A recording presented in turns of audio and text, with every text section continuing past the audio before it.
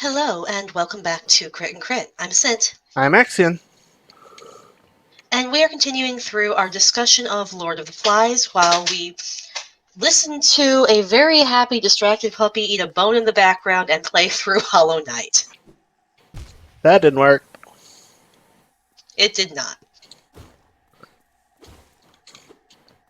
So, we have a problem with this navigation, it seems, because there are certain rules that must be adhered to. In this case, that would be gravity. I can ignore gravity for a little while. And then you die. Because sometimes you just can't ignore these intangible concepts. So, society is much the same. We have certain guidelines that must be obeyed if you are going to have anything resembling an actual functional society. And, well, ideally, there are some degree of consequences for violating these norms and expectations. Because if there isn't anything punishing those who violate civil decency, what incentive do they have to be decent? I mean, there's always, the well-being of others and a bit of empathy, but that doesn't work for everybody. Unfortunately. Yep, and we see this very clearly over the course of Lord of the Flies. And we mentioned this a bit before. That, well, you have a complete societal breakdown when there's no actual system of clear authority. With Lord of the Flies, you have a bunch of kids who, well, if you've ever engaged with a kid, delayed gratification is not an inherently grasped concept by the young. Or, in my unfortunate experience when I worked retail for far too long, by many adults. I think we call them Karens now, but some people cannot grasp the concept of not seeking instant gratification, even when it would be in their very best interest to do something else with a more delayed payoff. First example of this is when Piggy had mentioned you should have built shelters first, but everybody ran off to go do their own thing. And because of that, they had nowhere safe to sleep for the night, so it was a kind of miserable little camp on the beach. And as the book goes on, Ralph and Piggy have an even harder time corralling the absolute chaos gremlins that are the plane crash survivors, because they don't want to follow the rules they've agreed on. Yep. You try to speak using the conch, which is supposed to mark who has the floor at the moment, and they just ignore it. You try to get people to do this or that project that the group has decided should be the next focus, and nobody wants to do it. They just want to go hunt or play in the sand or whatever else. Yep, it gets to the point that Ralph has to call an assembly. So, I've been alone by myself. I went nicking what's what. I know what we need, an assembly to put things straight. And first of all, I'm speaking. We have lots of assemblies. Everybody enjoys speaking and being together. We decide things, but they don't get done. We were going to have water brought from the stream and left in those coconut shells under fresh leaves. So it was, for a few days. Now there's no water. The shells are dry. People drink from the river. Then there's huts. Shelters. You mostly sleep in shelters. Tonight, except for Sam and Eric up by the fire, you'll all sleep there. Who built the shelters? Clamor rose at once. Everyone had built the shelters. Wait a minute, I meant who built all three? We all built the first one. 4 of us the second one. And me and Simon built the last one over there. That's why it's so tottery. No, don't laugh. That shelter might fall down if the rain comes back, and we'll need those shelters then. There's another thing. We chose those rocks right along the bathing pool as a lavatory. That was sensible, too. The tide cleans the place up. You little ones know about that. There were sniggers here and there and swift glances. Now people seem to use anywhere, even near the shelters and the platform. Keep away from the fruit if you're taken short. That's dirty. So it's to the point that, there's such a breakdown. People are just going to the bathroom wherever they feel like it, even when it could contaminate the food that they have. That's the level of I can't hold off on doing what I want for basic hygiene's sake. Well, that didn't go well. Then, the fire. The fire is the most important thing on the island. How can we ever be rescued except by luck if we don't keep a fire going? Is a fire too much for us to make? Look at us, how many are we? And yet we can't keep one fire going to make smoke. Don't you understand? Can't you see we ought to die before we let the fire go out? You hunters can laugh, but I tell you, the smoke is more important than the pig, however often you kill one. Do all of you see? We've got to make smoke up there, or die. And another thing. Someone called out, too many things! So, do you think what Ralph has offered them is too much to remember? I don't think so, but I'm also not a kid. But, on the other hand, I thought the same thing when I read this as a kid, so... Yeah, so I'm not sure who it is. They never say who it was who called out, so I'm guessing it's one of the really little ones who's like 5 or so. But I don't think it's that big a deal to say we need to help people build things when they need to be built. Make sure we fill up the water so we have fresh water to drink nearby. Don't poop by the shelters or the food. Or the water. Don't let the fire go out. Yeah, like, I don't think these are complicated things. But this is a case of you're just sitting here and talking to us, and I want to go play and build sandcastles and go hunt the pig, and wham. So it's really hard to take everybody who's not Ralph, Piggy, and Simon seriously at this point, because they won't do the bare minimum. Yeah, they won't do the bare minimum for basic survival, and yet they'll be the first to complain when there's no food or anything else. Like, if there's no shelter and they have to sleep out in the rain, how come we don't have a shelter? It fell over. Yeah, because you didn't help build it, so we couldn't make it very well. The more people we have helping, the easier things will be. And this is where I get to talk about my class for a second. I do this every time we read the book. I let them break into groups. They get to pick their groups. And I give each group, here's a list of supplies that you have. Here's a list of supplies that you need. If you cannot obtain all of these supplies by the time the timer goes off, you're dead. No group has enough. This is by design. I hide a few bits of paper-labeled food around the classroom so they can do some foraging. But mostly, the secret is pretty obvious. They have to work together if they want everybody to have enough. This never happens. I take it back. I think it happened once. This year was especially fun because 2 kids in one of the classes immediately realized this and tried to convince everybody that they needed to work together. They were flatly brushed off and ignored because everybody was focusing on getting the most resources for themselves in their group. One group tried to do this in one of the other hours, and I got to overhear this. Okay, so clearly our best bet is going to be to rip somebody off. The second group, not having heard this, immediately asked, do you guys want to team up? You can see how that went. Oof. Yeah, I remember you telling me about this. Yeah, I thought it was fun. But mostly because I knew what was going to happen with the story. And I wanted to see if they would actually work together or if they would just go feral.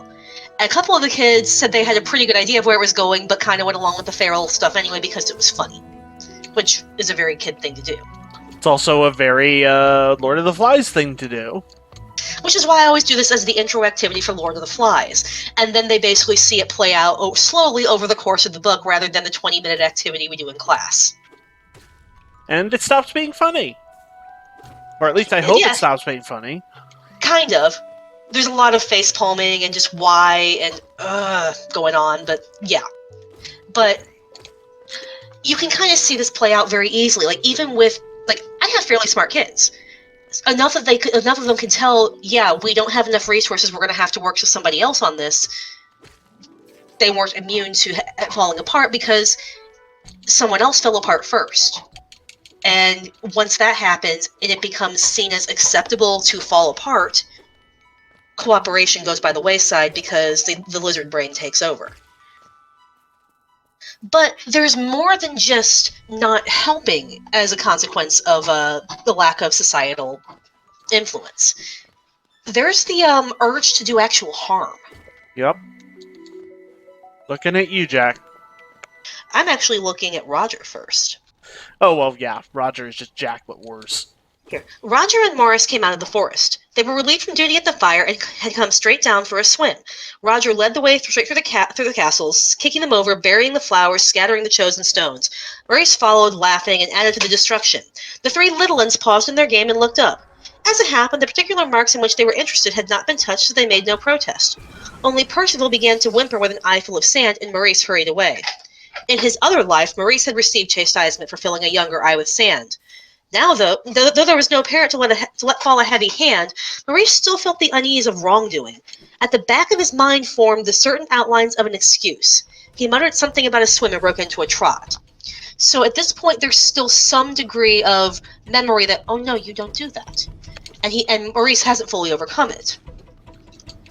Roger remained, watching the little ones. He was not noticeably darker than when he had dropped in, but the shock of black hair down his nape and low on his forehead seemed to suit his gloomy face, and made what had seemed at first an unsociable remoteness into something forbidding. Percival finished his whimper and went on playing, for the tears had washed the sand away. Johnny watched him with shining blue eyes and began to fling up sand in his shower, and presently Percival was crying again. So, hey, we're having fun, little kids, and Roger's watching them.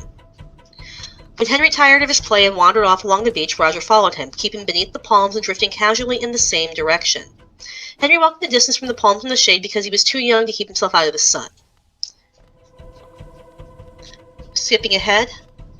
I'm trying to find the place what's in this chapter.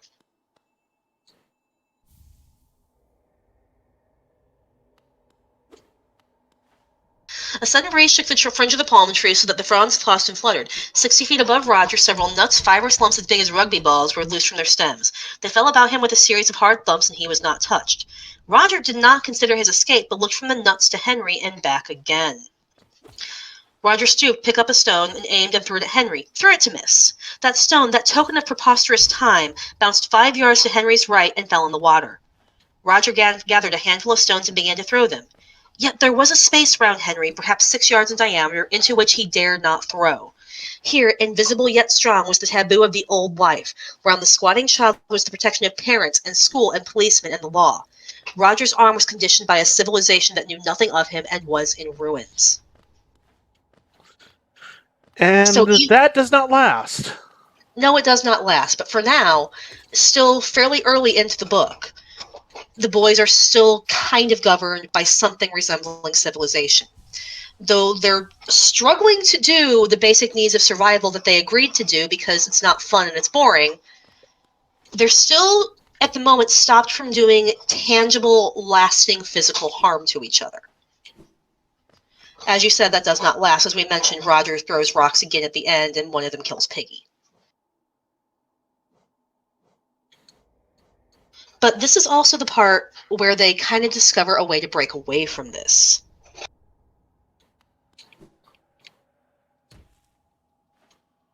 The dance. Oh no, this is the paint. Oh, right. A little earlier.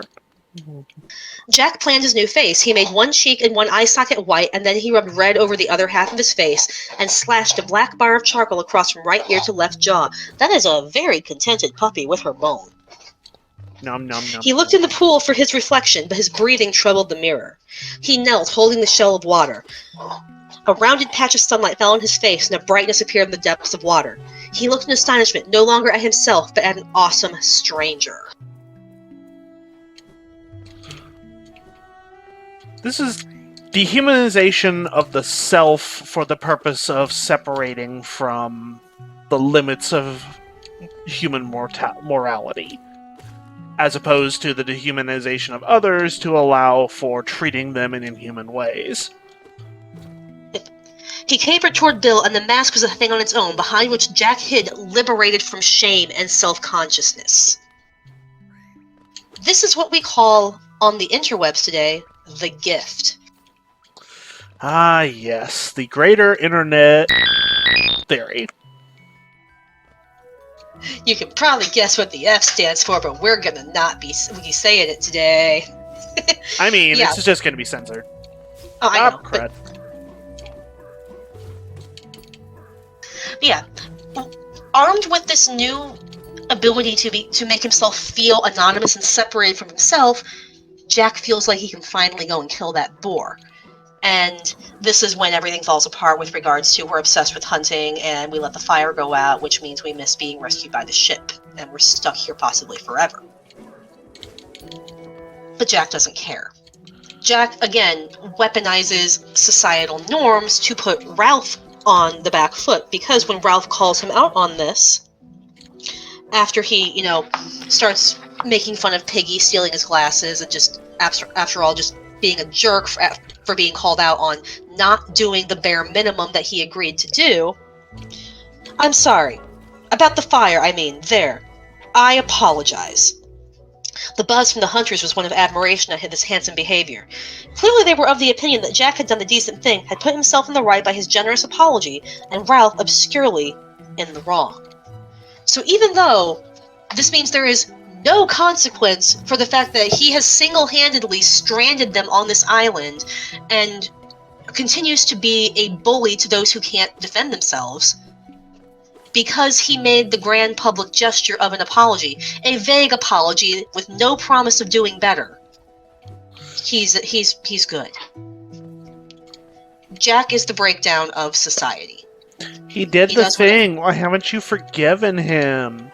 Said every problematic public person ever. Because forgiveness would imply, acknowledging that you are going to try and do better. And we're going to help you try and do better. We're going to watch for you to try and do better. Jack has given no indication of actual contrition. Jack just wants the performance of apology, to the point where he might as well have not apologized at all. He put on a show. That's all. So if all you want from your public figures is a show without sincerity, then why don't you just play Mad Libs and save us all the headache of dealing with you? Oop. I'm still not great with these guys.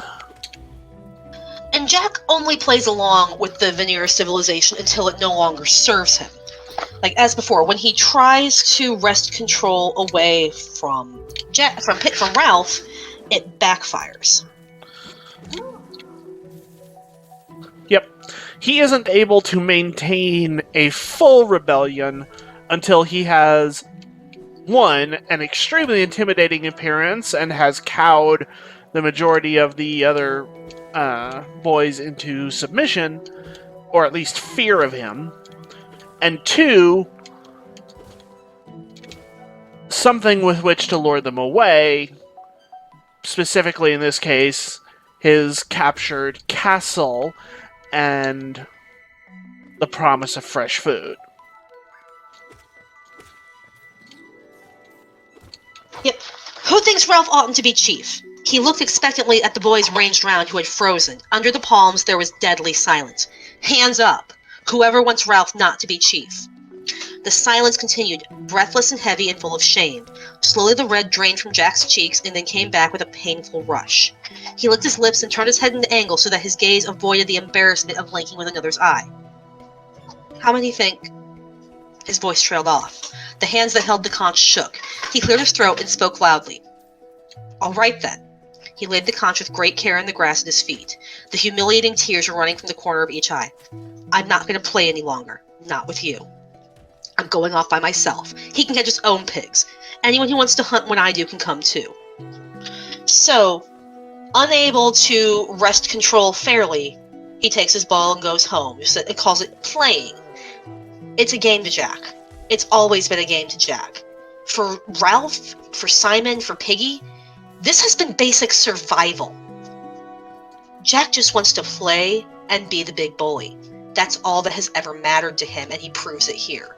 He can't be in charge, so he doesn't want to be involved.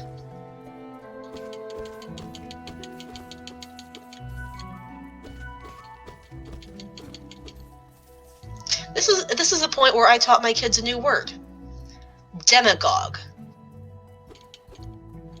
A public figure who basically only orates through fear and bigotry with no actual plans for the improvement of society, solely gaining power through their ability to other people and just generally be awful. That's a word you should probably be really familiar with in the modern day. It was actually really funny because we read the Crucible with my other class at the same time, so I got to talk about it with Abigail as well, which maybe we'll do the Crucible one day. I don't know, we've got a lot of books on the list. But yeah, Demagogue got a workout this year in English class because it's just so relevant, and it's going to come up again with other books we read. Because it just happens so much. I wonder why authors might feel a need to warn society about these people who talk a big game and just set everything on fire in their wake. In this case, literally. Yep. But, yeah. Which, that actually brings me to something that got kind of glossed over in a prior episode. Jack doesn't care about people. He doesn't care about the well-being of anyone but himself, and he only cares about himself in the sense that he wants to be comfortable, happy, and do whatever he wants. He wants to be unbound. He wants to be unrestrained. He wants to have no rules against him. And but he does want rules. He definitely wants rules. He just doesn't want them to apply to him. Yep, we'll talk more about that in another episode that's closer on theme, because Jack actually does argue very strongly in favor of rules when they are first proposed. But we're kind of talking on a broader thing of what happens when there is an absolute breakdown of society, and what do? You gravitate toward something that seems like a hierarchy, because that's what you're used to, regardless of whether or not this is a good thing, and we see this in the aforementioned dance. Oh boy. That is, I need to go around. "I'll blow the conch," said Ralph breathlessly, and call an assembly. "We shan't hear it." "Come away," Piggy said. "There's going to be trouble, and we've had our meat." There was a blink of bright light beyond the forest, and the thunder exploded again, so the little ones started to whine. Big drops of rain fell among them, making individual sounds when they struck. "Going to be a storm," said Ralph, "and you'll have rain like when we dropped here. Who's clever now?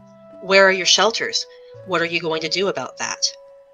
A wave of restlessness set the boys swaying and moving aimlessly. The little ones began to run about, screaming. Jack leapt onto the sand. "Do our dance! Come on! Dance!" It's his desperate attempt to maintain something resembling control over his now fracturing tribe. Piggy and Ralph, under the threat of this sky, found themselves eager to take a place in this demented but partly secure society. They were glad to touch the brown backs of the fence that hemmed in the terror and made it governable. Kill the beast, cut his throat, spill his blood.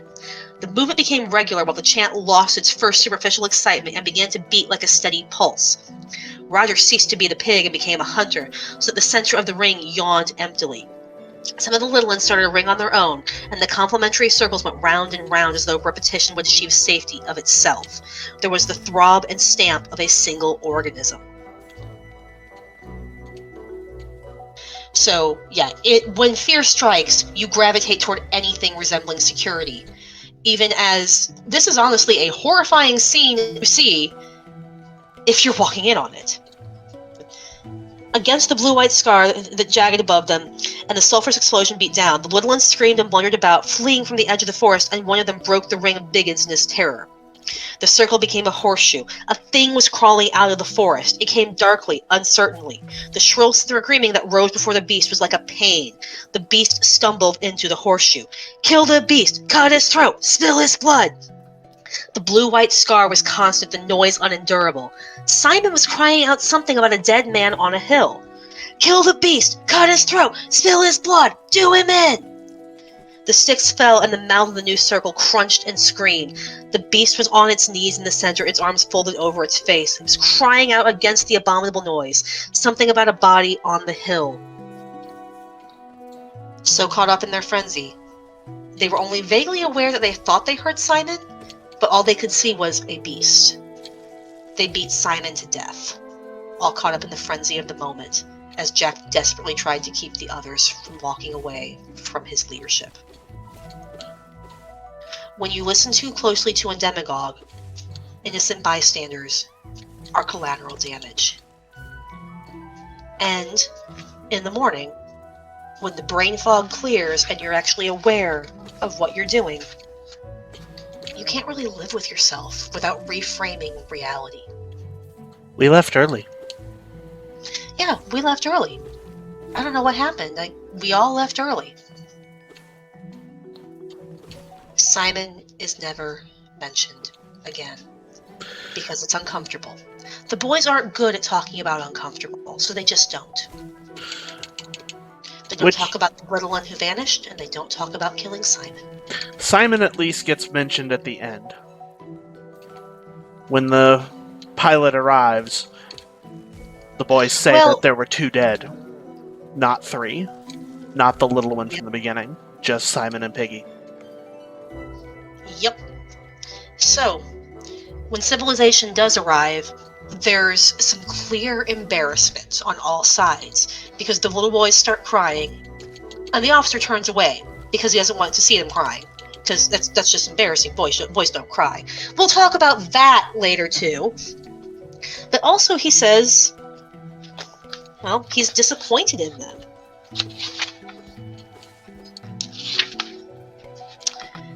I should have thought that a pack of British boys would have been able to put up a better show than that.